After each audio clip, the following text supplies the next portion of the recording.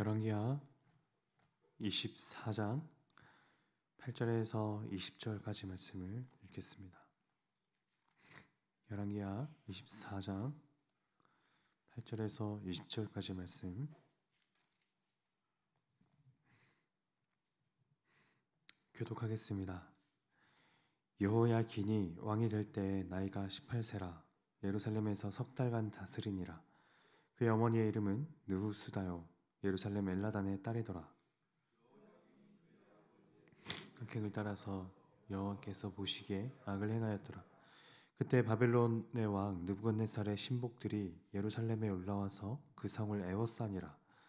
그 신복들이 에워쌀 때 바벨론의 왕 느부갓네살도 그 성에 이르니 유다의 왕 여호야긴이 그의 어머니와 신복과 지도자들과 내시들과 함께 바벨론 왕에게 나아가매 왕이 잡으니 바벨론의 왕 8째 해니라.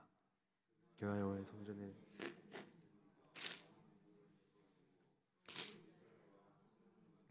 곧 여호와의 성전의 금그릇을 다 파괴하였으니 여호와의 말씀과 같이 되었더라. 그가 또 예루살렘의 모든 백성과 모든 지도자와 모든 용사 10,000명과 모든 장인과 대장장이를 사로잡아 가매 비천한 자 외에는 그 땅에 남은 자가 없었더라.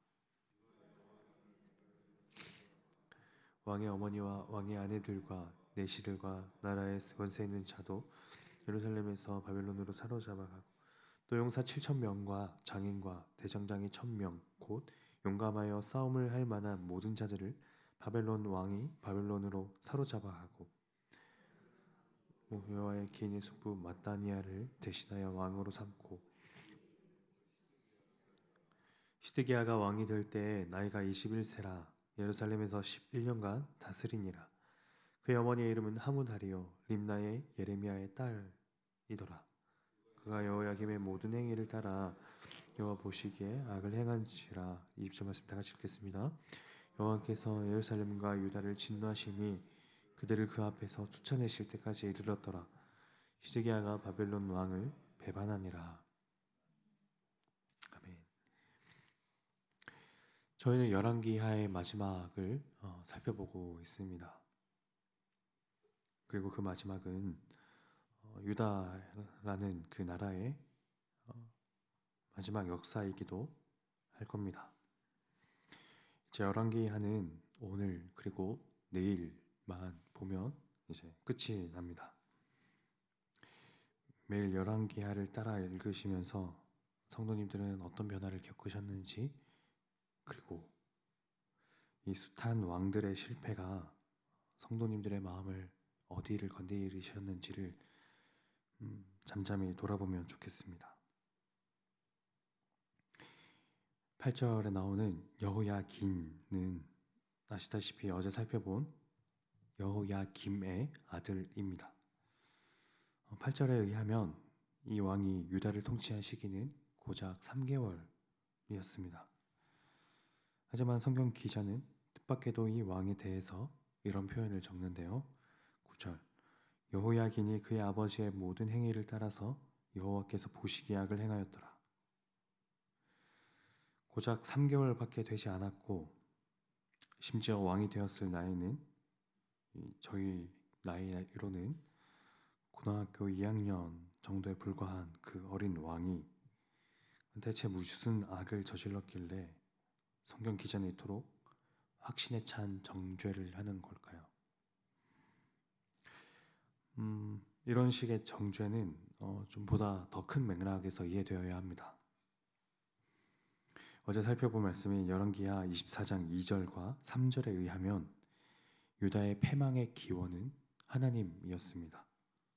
24장 2절 여호와께서 그의 종 선지자들을 통하여 하신 말씀과 같이 갈대아의 부대와 아람의 부대와 모압의 부대와 암몬 자손의 부대를 여호야김에게로 보내 유다를 쳐 멸하려 하시니 이 일이 유다에 임함은 곧 여호와의 말씀대로 그들을 자기 앞에서 물리치고자 하심이니 이는 므낫세에 지은 모든 죄 때문이며.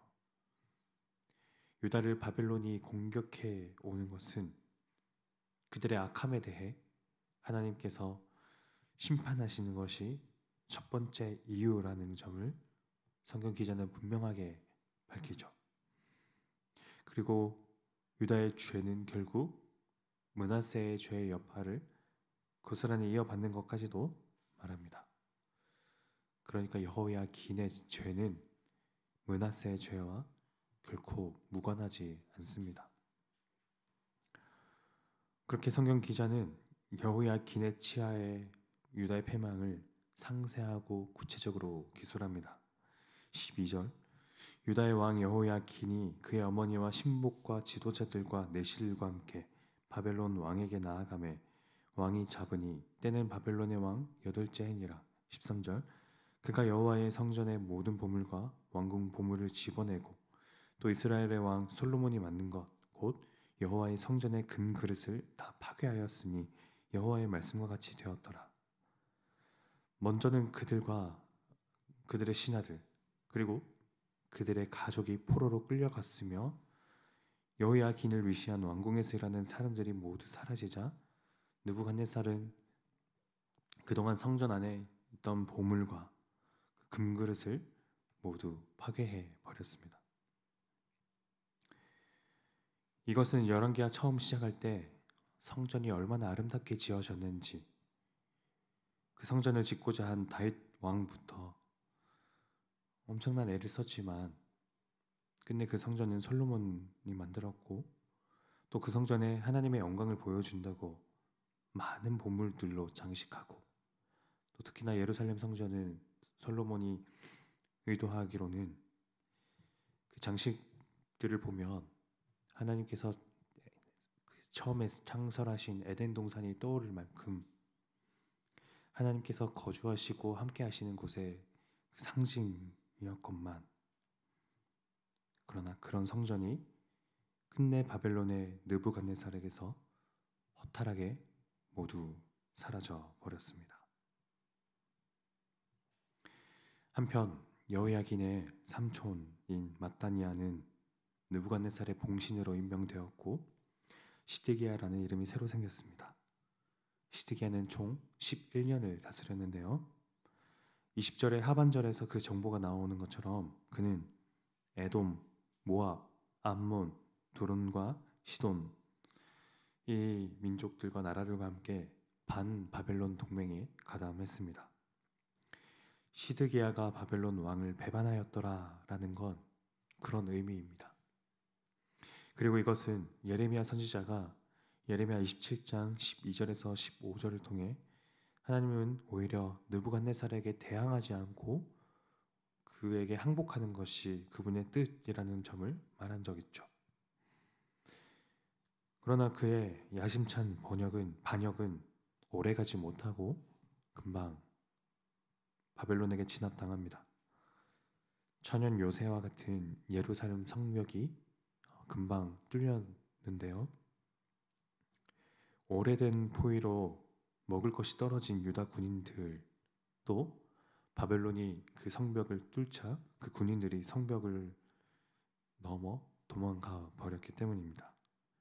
거기에는 시드기야 왕도 있었고 결국 오래 지나지 않아 바벨론에 사로잡힌 시드기야 왕은 두 눈이 뽑힌 채 포로 생활을 지내게 되죠. 아까 살짝 말씀드렸던 것처럼 오늘 말씀은 열왕기하 초반과 대조해서 읽으면 저희에게 더 쓸쓸한 연을 줍니다. 그토록 휘황찬란했던 하나님의 성전의 영광은 이제 사라졌습니다. 천연 요새를 자랑하던 예루살렘 성벽도 허물어졌습니다. 하나님의 뜻을 대리해서 혹은 하나님과 누구보다도 가까이에서 지내면서 그분의 뜻을 이 땅에 녹여내야 할 왕들은 타락하고 악을 저지르며 자신만이 아니라 백성들까지도 그 악으로 몰고 갔습니다. 그뿐만 아니라 하나님께서 오늘 말씀 곳곳에서 언뜻 내비치시는 이 감정이 섞인 표현들도 예사롭게 생각되지 않습니다. 20절 여호와께서 예루살렘과 유다를 진노하심이 그들을 그 앞에서 쫓아내실 때까지 이르렀더라. 시드기야가 바벨론 왕을 배반하니라. 하나님이 유다를 향해 내리시는 그 심판이 그들을 그 앞에서 쫓아내실 때까지, 그토록 사랑하는 그 백성들을 그 순간만큼은 당신의 그 얼굴 앞에서 쫓아내고 싶을 만큼 미운 마음이셨다는 그 말씀이, 그 하나님의 마음을 생각해 보면 참 아득하고 아프게 다가오죠.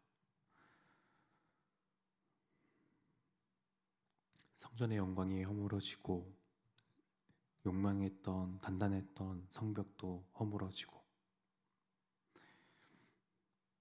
왕은 비참한 모습으로 도망을 가다가 사로잡히고,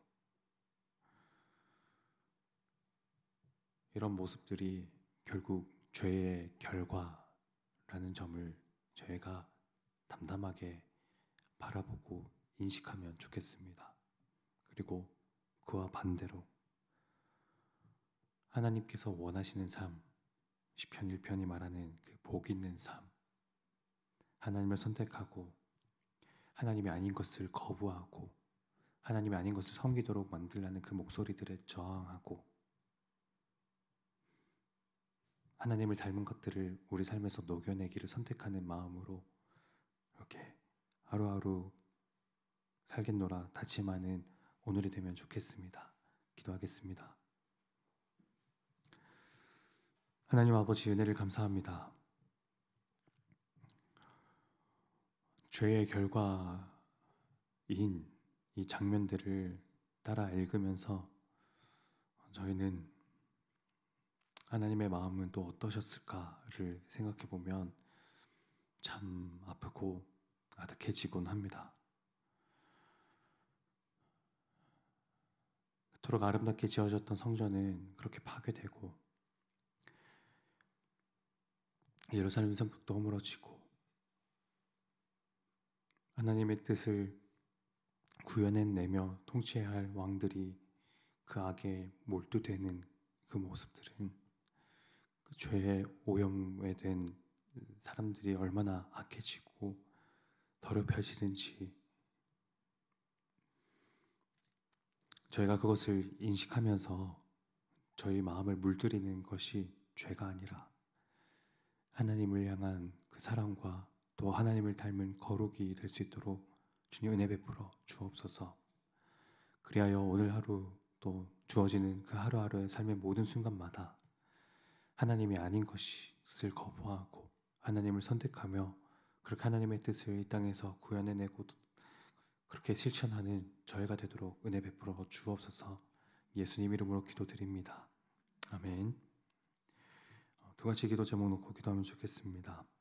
우리 삶을 이루고 또 구성하는 것들을 돌아보면서 매 선택의 순간마다 혹은 만나는 사람들과의 관계의 순간마다 하나님을 닮은 가치들과 하나님을 닮은 것들이 저희 삶에 되게 해달라고 기도하시고, 하나님이 아닌 것들이 내 삶에서 없어지고 옅어지거나 흐릿해지게 해달라고, 또한 다음 주에 이번 돌아오는 주일에 있을 새생명 축제 때 저희가 부모 그 대신자들이 이 복음을 영접하고 하나님에 대해서 조금이라도 알 수 있도록 해달라고 각자 가져오신 기도 제목 가지고 기도하며 나아가겠습니다.